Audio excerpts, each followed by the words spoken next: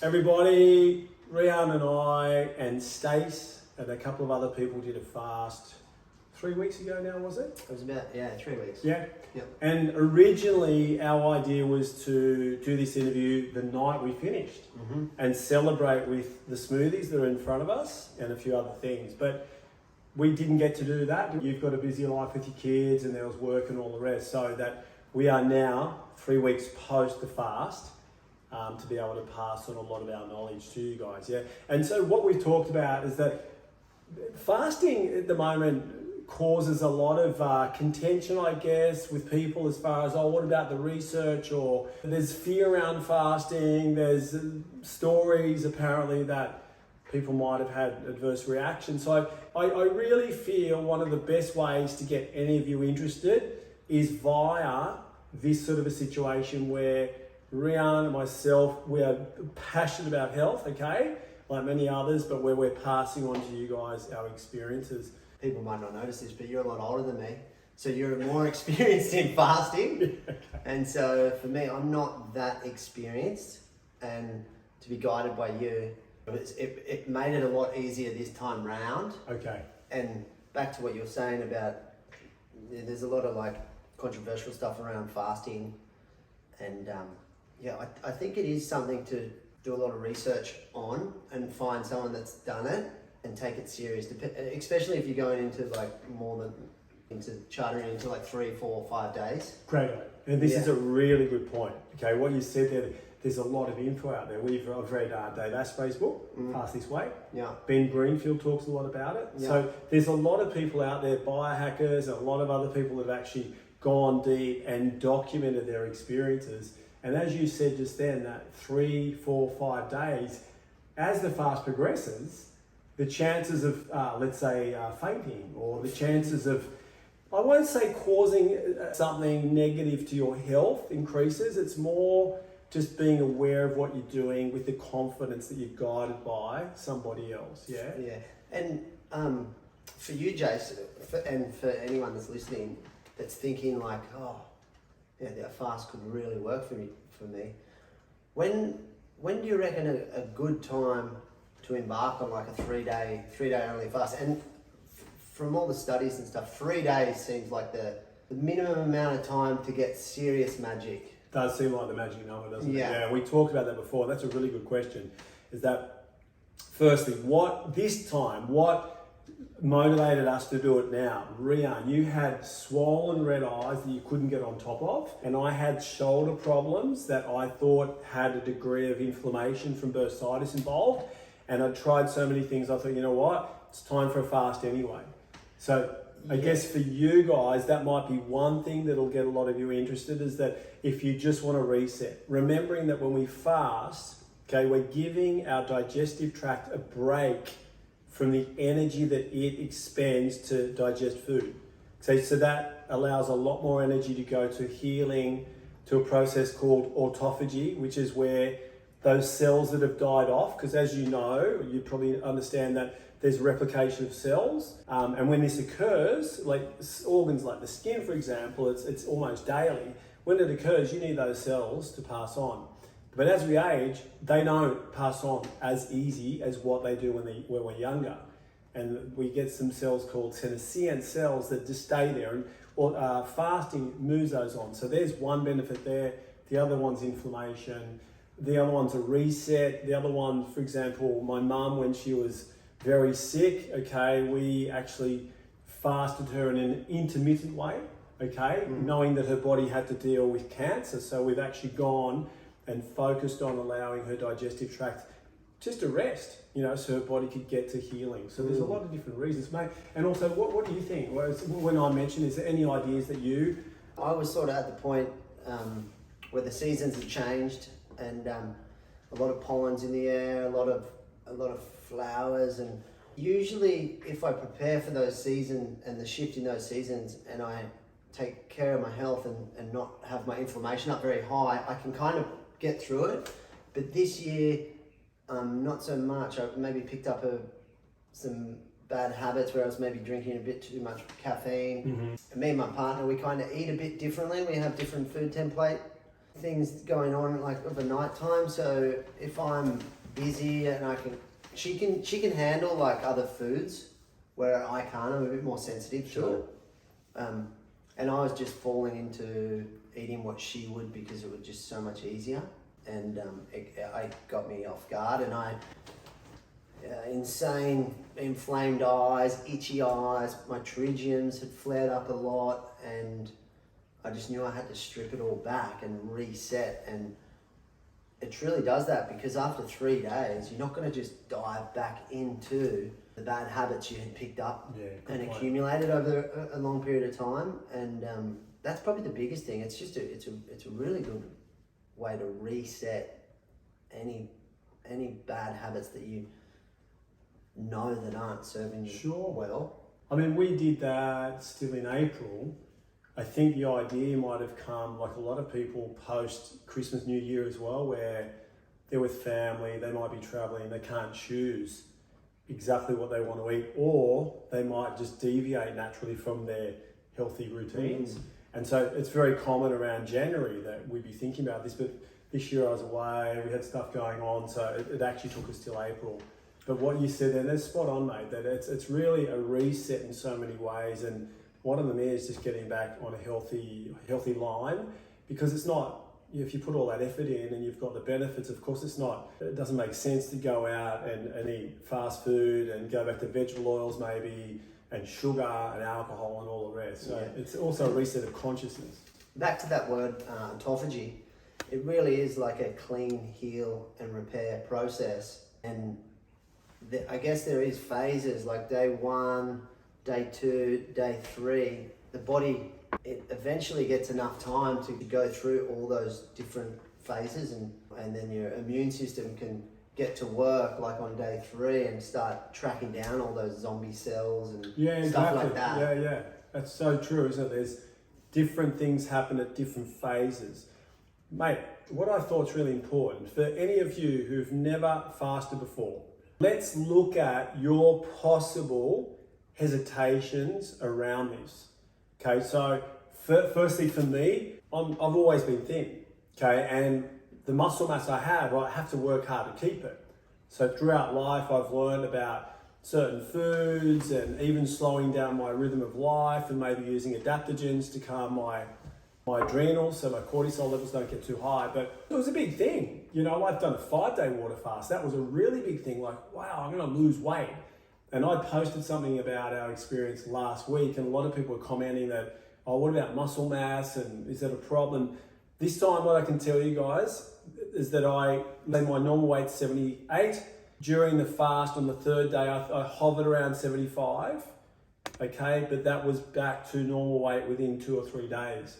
I don't know whether you measured your weight, mate. Yeah, I did. I stepped on the scale a lot. And I started at 70 kilos, and then by the end of day 3, I was down to 65. 65, yeah. And then it took another week to get back to 68, 69.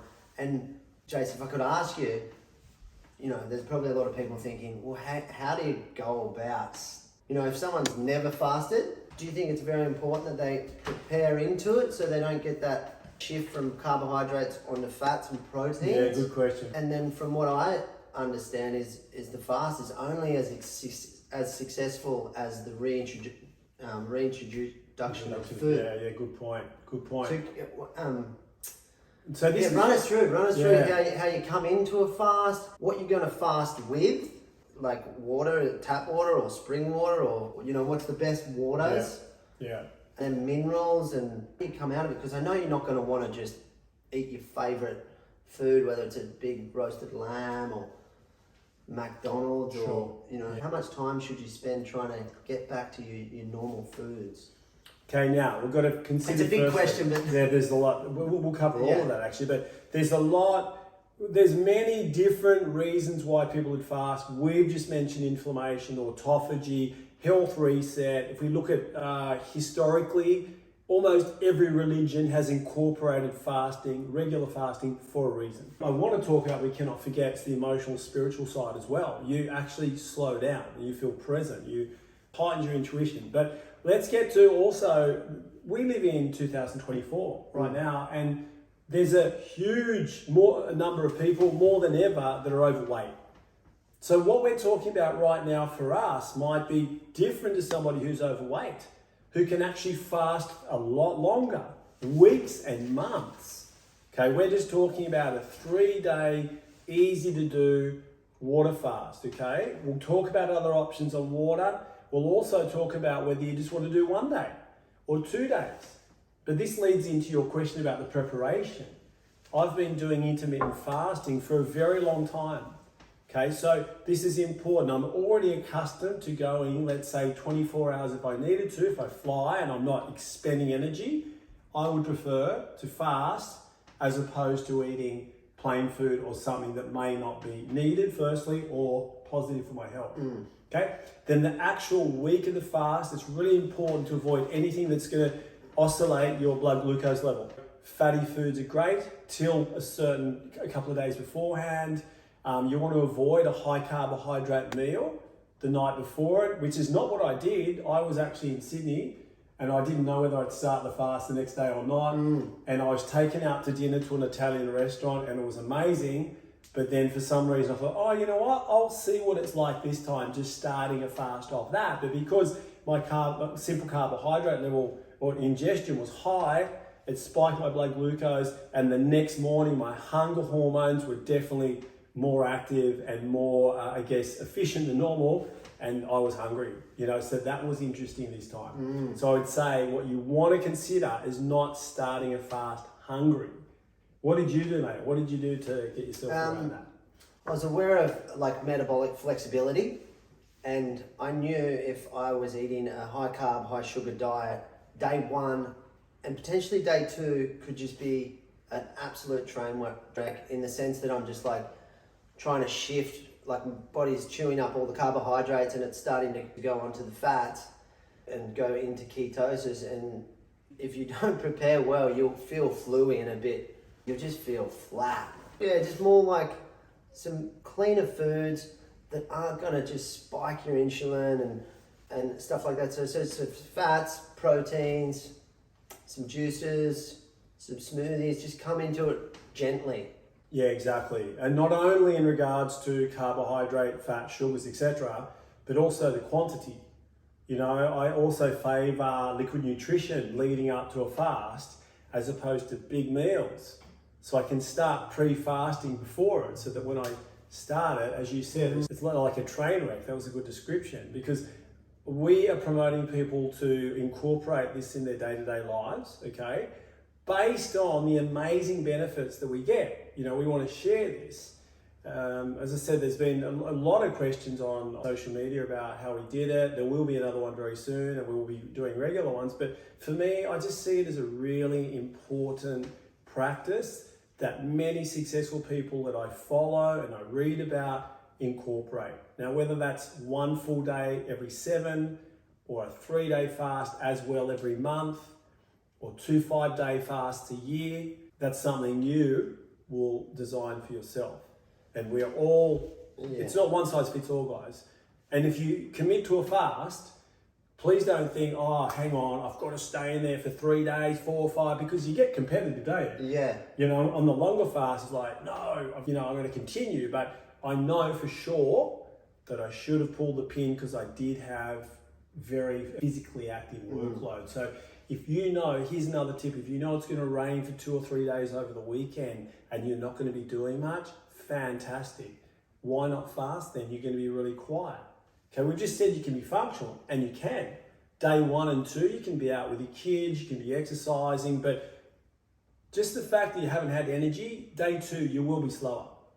And that's just, I don't know about you, but I think it's a beautiful thing to enjoy. It is beautiful, but if you're like me and very active, and the brain's going 100 miles an hour, I would advise to plan some nice things to keep the mind busy. If you are going to lay around, make sure you've got a nice book or some podcasts to listen. I personally, on day 1, I laid on the lounge room floor for hours listening to podcasts on from doctors on fasting. Great. Just because, once you know all that information and knowledge, you're not going to pull the pin or Sure. go, this is just It's more ridiculous. purpose. There's so much more purpose behind it. So And how often would you lie on the floor for a couple of hours and do that? not often. It's a nice excuse. It was good, and you know, obviously I had to get my partner on board, so she wasn't expecting me to be, you know, the ultimate husband and father. So she took the kids out and gave me time to just rest.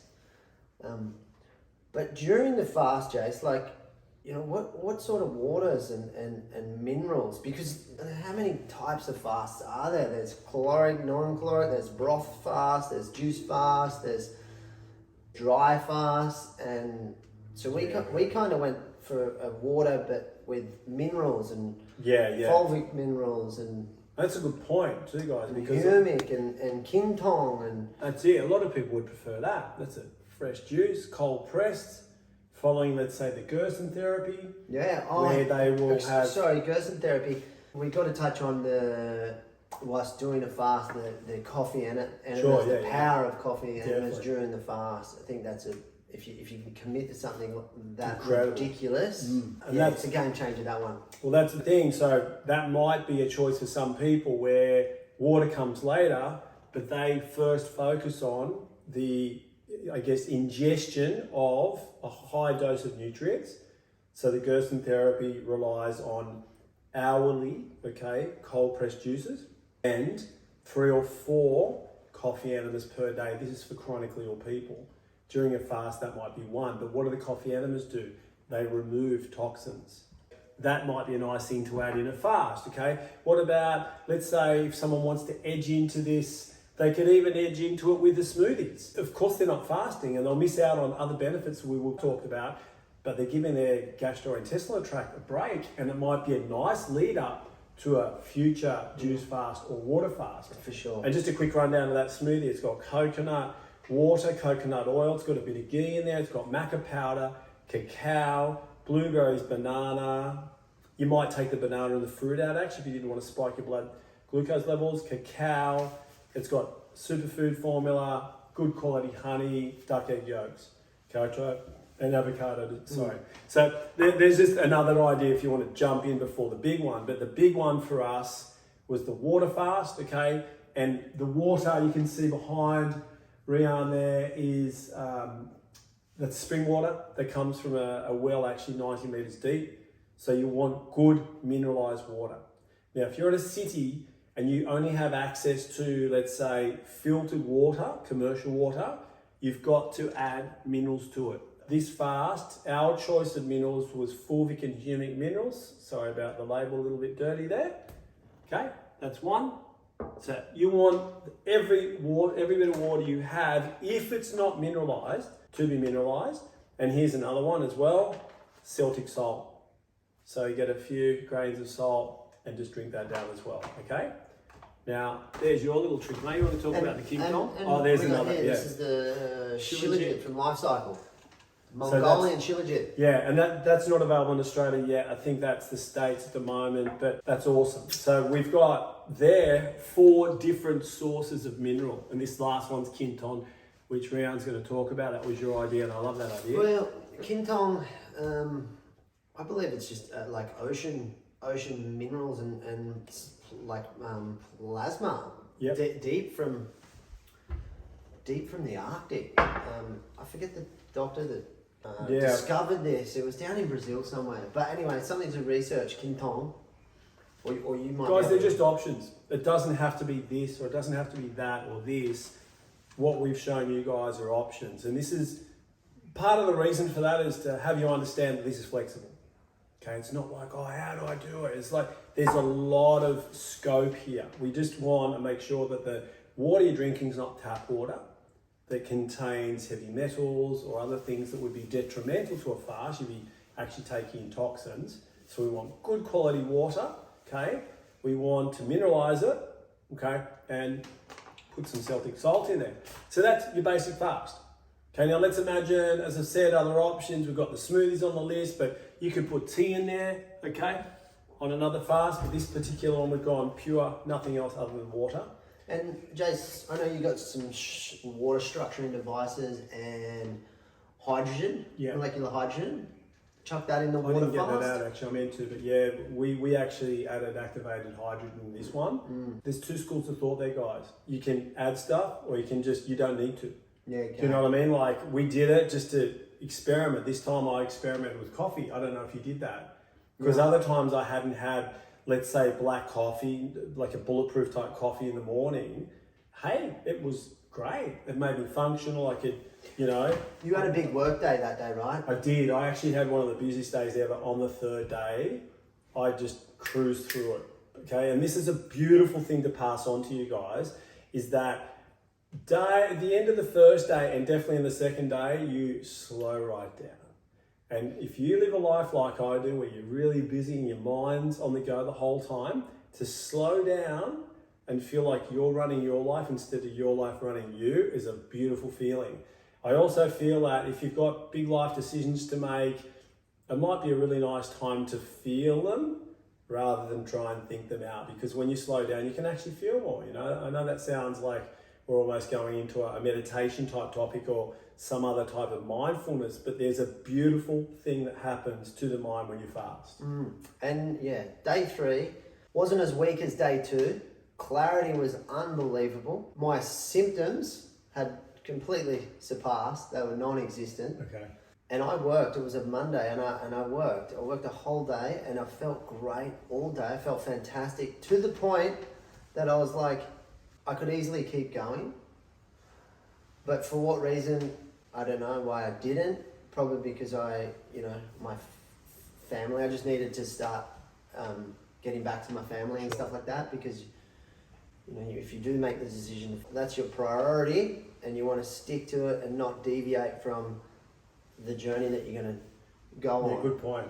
And eating sociable too, isn't it? And Families very eat together. sociable. They plan their next meal. Yeah. You know, like, I'm a big foodie. yeah. And then, so day 3, the thought of reintroducing foods, Jay. So, well, I don't know about you, but I didn't eat food. I was just on the liquid diet for another day and a bit, which was just ferments and some yogurt's not dairy yet, some kvassers, some sauerkrauts. Anyway, it's basically ferments and stuff like that. Yeah, great. For another day and a bit. And you could carry on that for a long period of time. And I guess the reason for that is because you want to start putting prebiotics and give your gut flora the best opportunity to build this robust, healthy system, stay healthy. And really get your immune system strong. Yeah, really good point, that one, because a lot of people ask, how do I break the fast? Break fast. So this particular time, I did something very similar to you. I had bone broths there. I had ferments. The broth. Yes, I actually had some sardines, small. So I just want to introduce a little bit there. Yeah. Because it was at the end of a really busy day as well. So traditionally, that's the way. You don't want to come out and jump into, firstly, nasty food. Secondly, a big meal, because your digestive tract has been rested for 2 to 3 days if you pull out at 2, but it's a big load, isn't it? Yeah, and just to cut in quickly, if you do refeed, I think you can get IBS and stuff. It can actually really buckle you. Well, I had too much. I know that much. It didn't feel like it, but I did eat too much and I ate too late. And I measured my sleep and I noticed my heart rate was probably about 10% higher than normal. Wow. So there you go. That was really interesting as well, just to know that the proof's in the pudding. Now, if we go back to the fact that way back in the day, 10,000 years ago, when we may not have been able to plan every meal or our next meal, we were totally adapt to fasting, and genetically our cells respond well to it. But as I remember listening to a podcast with Ben Greenfield, he mentioned the fact that back in the day we would have feasted as well. We would have fasted and we would have made a kill, cooked it up and feasted. So you also get that school of thought where people will go and they'll feast. And this is one of those things that over time, we're hoping that this isn't just a one-off for you, that you'll figure out and customize this so that you can incorporate this in your lives to come out with a long-term longevity benefit. And I would say one of the best things that I've done in the last 15 years in regards to an investment in longevity is reducing my intake to 2 meals a day on the days that I don't train, I'm not that active. Okay, 3, fair enough if I'm training hard and I'm working physically, but most definitely more in the form of liquid nutrition. I just try to reduce the load of my digestive system, okay, so that energy can be put towards regeneration of tissues, dealing with inflammation and all the rest. I think one important thing, just thinking about it now, is difference between male and females fasting. Great point. And I mean, definitely for women that haven't gone through menopause yet, because their hormone cycles, they've got four a month, and there's no way, I don't think a woman really wants to fast when they're menstruating or through ovulation. They've probably got like a window in between the week leading up to the the period phase. Yeah, good point. But for us men, our hormone cycle is 24 hours, so we can just work our way into it, fast, and then come out sort of whenever the time feels right. Totally. So firstly, I'd say if you're a woman wanting to fast, look up information from other women who talk about fasting or who have fasted. It makes sense that if you're on a part of your cycle that's going to require more energy, you get that from food, you need that. That's something that will leave to you to go deeper into. Yes, it is a thing.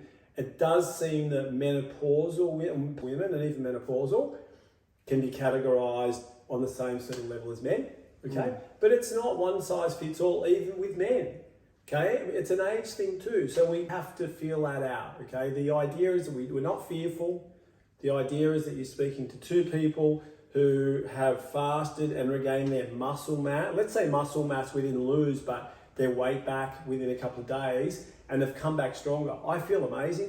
I remember around that time, there's a lot of people in this area who had the flu, were getting sick, didn't get a thing. Yeah. Okay, your inflammation in your eyes went down really far. Anything else that you noticed after it? No, well, so like we keep touching on the importance of refeeding. If you do it right, then the magic will surface externally in like your skin, wrinkles maybe clean up a bit, the health of your eyes, just your energy in general. People will start going, geez, you're looking clear, or yeah, it's true, isn't it? Or you know, once the fast is done, the magic will start flourishing over a good few weeks. Yeah, exactly. And the feedback from other people, while you think not much happened, they'll go, wow, your eyes look really clear, or the whites of your eyes are really white. Yeah, or what the have you colour done of to your your tongue, skin? you know, a tongue that's got that adrenal type white film, when you look at in the mirror and you go, wow, my tongue's nice and pink, you know, your level of energy increases, your sleep quality increases. And amazingly, this blows me away, the capacity of the body to respond so fast after so many years of certain conditions or certain influences taking it towards an unhealthy state. It's the easiest thing for any of you to do if you know you've been through really unhealthy times and you want to go, you know what, I'm going to put an end to this, I'm going to start with that. It's a 1, 2, or 3 day process when I say that, because, you know, while we're saying there's different benefits along the way, if you want to pull out at 1, it's already a victory. Don't feel like a failure, please. Yeah. Wait another couple of weeks, you'll get to 2. You'll check in with people like us, and there's many people that have done this and that can support you. And that's the most important thing, that the whole idea of this video is to give you the information or some information to send you on your way, encourage you to read up on fasting to make your own decisions on it, but also listen to people like us that have done it and can vouch for the benefits. Matt, any last words your way? Man, I just think if you're the type of person that's having a lot of coffee and then in the afternoons craving sugars, and you're in that like repetitive cycle, I reckon this would work really well. If you're not sleeping that well, if you feel like your mood swings are just like erratic, this will sort that out. Addictions, I've heard it's really good for addictions, depression. Like if your metabolic flexibility is just not that great and you feel like you're going from here to here and trying diets and all of that stuff. Just my experience is this is probably the most powerful tool. It's a reset, isn't it? It's definitely a reset, and it does sound daunting, and day 1 and 2 are not that great, but it pays massive dividends, like beyond anything that I could explain right now. It's like ridiculous. Well, for the degree of what's the investment? For your investment and the return you get, my goodness. And there's no lack of evidence, pre and post fasting blood tests showing, you know, insulin resistance improving and hormones changing and all sorts of things like this, you know. So if you're lost, if you've done everything you can in regards to dealing with inflammation or something else that you know is not right, and maybe a lot of your medical professionals say, no, everything's okay. Maybe it's because you're officially not sick yet, but maybe you're very well on the way. And this is a really nice way to pull it, rein that in, reset it, and bring it back to your control, okay? Remembering that there's only really one cause of illness besides a very small percentage of genetic influences, and that is lack of health. Yeah. This is a really good way for you to prioritize health in a short amount of time, very little investment with a massive gain on investment. Yeah. And I think if anyone's thinking of doing it, even just the thought like, I think you should just do it, and probably reach out to Jace in the comments, or me if you want, and like, you know, friends that are thinking about doing it, that know a little bit about it, and start a WhatsApp group, or you know, you could hit up us and we start a WhatsApp group and pick a date and away we go. But there's another 3-day fast happening. When's that, Jason? That'll be either on the 9th, I think it's the Mother's Day weekend, so we'll probably do it third week in May. Okay? Oh, so you push it out past Mother's Day. So I'll have to get this onto YouTube soon, and that's the one. However, if you're seeing this after that day, reach out. If there's enough people and it's been long enough that we haven't fasted, I'll be there. Just because the results in the first one were too good to deny and leave for another year. For sure. And how, something like this, Jace, like, I mean, a 3-day one, you wouldn't do it once a month, would you? Like, you had chronic disease. Some people do. Yeah. But for me, I think because I'm so lean and I have the most insane metabolism, if I was doing that once a month, it'd probably be a bit dangerous. I'd look maybe a bit skeletal, but comes back 6 into months, 12 age, months. what sex, male, female, what degree of illness, if it's a chronic thing going on. Do you know what I mean? So a lot of things. We fast intermittently every day anyway, don't we? But let's say there's other illnesses going on for other people. No way, 3. The last thing they'd worry about, I think, would be weight loss. And that weight loss is temporary. It means that in those days we're not out there exercising at the same degree, you know, but for others, they might not be exercising at all right now. Yeah. You know, so that's where a good point though, really good point, where you've got to look at this and customize it for yourself. Look to someone to guide you, but considering you're a very, very distinct and unique set of conditions, okay? Well, good work, mate. Let's get on to the next part. Yeah, I reckon, man.